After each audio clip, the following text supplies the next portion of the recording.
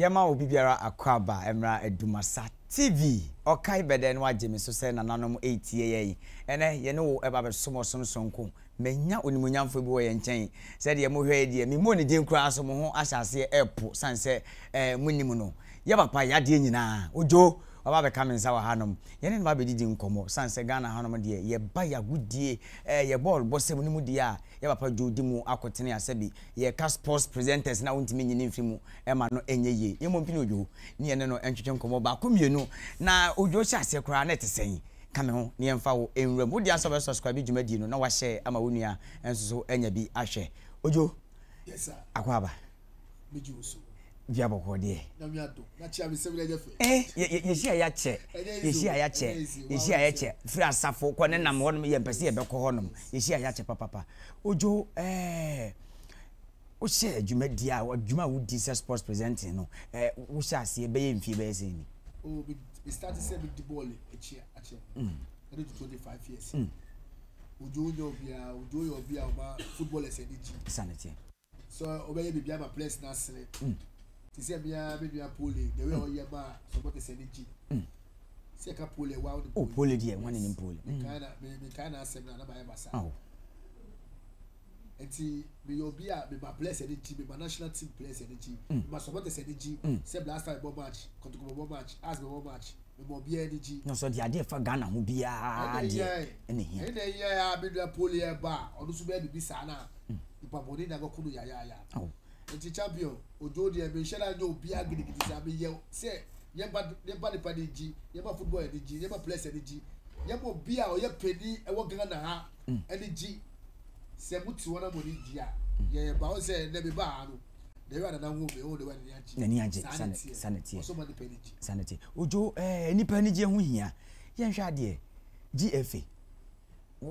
ebeboa de ekoyi eye o se sisi ayi sports minister mo fro to no be hwe wanye adwuma ni ya ye papa jomama obetwa de pa because adwuma no so ye de ye e ba ye o se hwe because football no ye ba bi ato che se ka se 100% me fa de say 60% o se pe de for hwe no ye football ni because me na mamontia amam for di matter papa for come out to chem and football na say me so wo me ban me say football de e ko yia na mamontia kula akoma se na be wono de se wo bo hu da wuro me fu car free car be free anya bia be foot to kula free and say be foot drop ya ko be bia and say be ye uber kula ko be bi kula e free by say football de la bia ni bi ni ma ba fon o say pe de for de hwe o ye na ba yie ma no ye na ba ni yie ma ya ye na be de ye be didi ye nyina ye be didi ojo mi se dan ha obebre ye hwa de ye mfa ntima Messi Ghana Premier League mu san se mu na mu dosa ye bobo no mu sukoyie pa de kwoto ye nua be ma Pooley wonsu atre ozu se Ghana Premier League bitimi asa gina ne naso biem se de net ye kanena na ebedi o se ebedi pa because amafa butu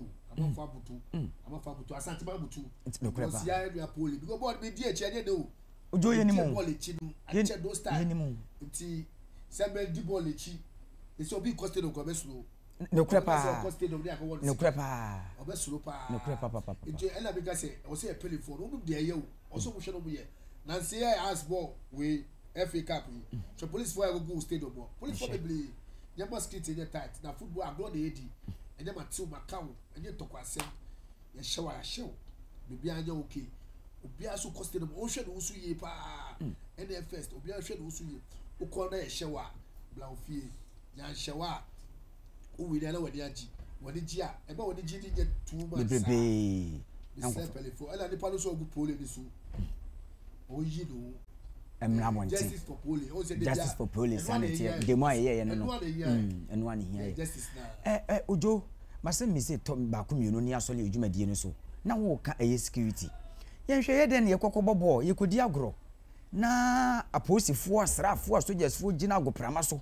na ye hu se kan ene akode se bimpreduasa e kokwa bla ne ho I was say security in the tight to the extent they say who cost them was ye set you ye set you pa because Nancy ye third division na be adum na kula odefo nya be shla be obi anya be shla piao yes odefo the team piao Nancy go ball match third division ye na na man kwa akodom yes ye so but there be ye ba ko bi eno enye yes ma esti ho supporters mo ba apa so si abandon supporters mo ba ti kotolo be obi anya bi hira o sare no ye na bi hira o pa yes that for the 500 ye twa yes I find nemo na mo ti next time supporter ni ba obehwe no usu ye so ba o je sa onye sa obuda je sa etu ye supporter na o ba paka ye search supporters no obi wo to be call park no di tafrache wi aye manfo ni nuboni ya no mu wi o to be di man so tara so fa ko Pooley chi o fa di kama no ni da o se ehwe ni nyina e security enye tight yes it's simple for business security be tight e buy ojo ye sore so asemize twato GFA president ye wura ya de nyina na se su kotoko hene hwe ne de hye ye Pooley mi hu se mpanifo ababontia beka bibia se bi ebeto abusua ene kotoko hene se bi ne tiri na to na koma so ususu se ne kwan so anu na eye ne kwan so no because GFA no so yare but e hwe ma pass no yare I hope was no to quite but also yare na see last week oba e mai na dey entire chima dey because na ba fa come so ba for Japan because obi ewu ana se obi yare a also go hwe no the part wey dem football so na dey odi wu ye but oba e go hwe no e mai na eteche e mai go hwe na ma bibia e kama kanti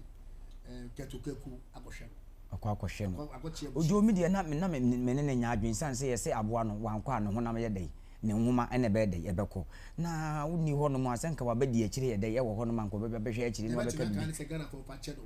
wanya de Ghana fo mfanche wanya de abefo ana be ma ye kwa ye ne ojo mensu ene na ye ne no di ahie mu ehwetwe nkomo no nso so e ba no ball body a present mu di a se bi mpraduasa ADUMASA TV me se ADUMASA TV oba logo oba wo me ni ma fe ni mada bo jai keto zupoa poa ADUMASA TV WUMUAK de bia shaya na baby jobi wa ya national motivator ye di papa news send news and so entertainment kill and we sports go dey jai me ni ma fe ni mada and so ye why ojo abefo na da bunyina amase na hwe ne tie subscribe djuma de ne hye ema woni anu no so enye be hwe me din aduana de hye bedi akọ akramo